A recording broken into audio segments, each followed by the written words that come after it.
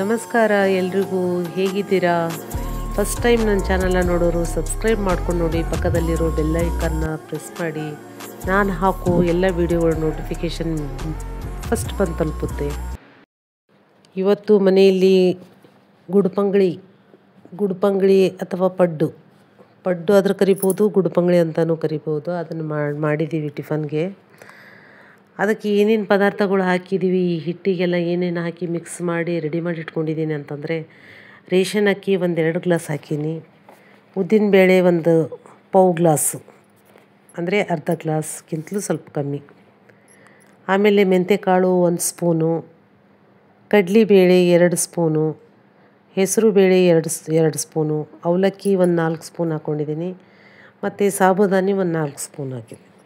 ಇವೆಲ್ಲ ಪದಾರ್ಥಗಳನ್ನು ನಿನ್ನೆ ನೆನೆಸಿಟ್ಟು ಬೆಳಗ್ಗೆನೇ ನೆನೆಸಿಟ್ಕೊಂಡು 8 ತಾಸು ನೆನೆದ್ರೆ ಸಾಕು. ಅಂದರೆ ನಮಗೆ ನೈಟು ಈಸಿ ಆಗುತ್ತೆ ಬೆಳಗ್ಗೆ ಟಿಫನ್ ಮಾಡೋಕ್ಕೆ ಅಂತ ಬೆಳಗ್ಗೆ ನೆನೆಯಿಟ್ಟು ರಾತ್ರಿ ರುಬ್ಕೊಂಡು ಬೆಳಗ್ಗೆ ಅದು ಹಿಟ್ಟು ಚೆಂದ ಉಬ್ಬಿ ಬರಬೇಕದು.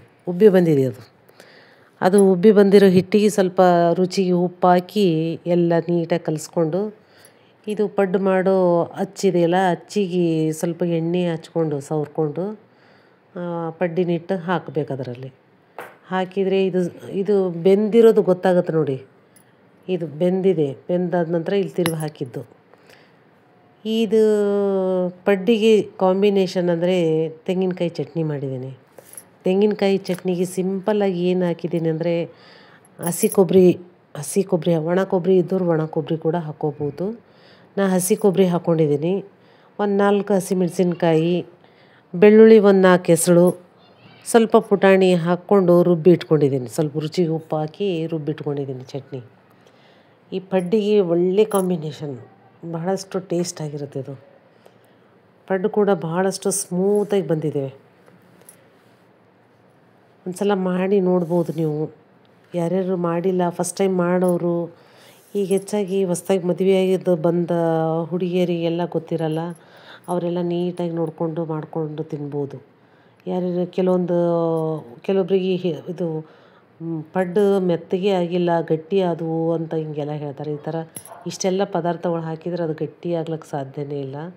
ಯಾಕಂದರೆ ಭಾಳಷ್ಟು ಚೆನ್ನಾಗಿ ಉಬ್ಬಿ ಬರ್ತವೆ.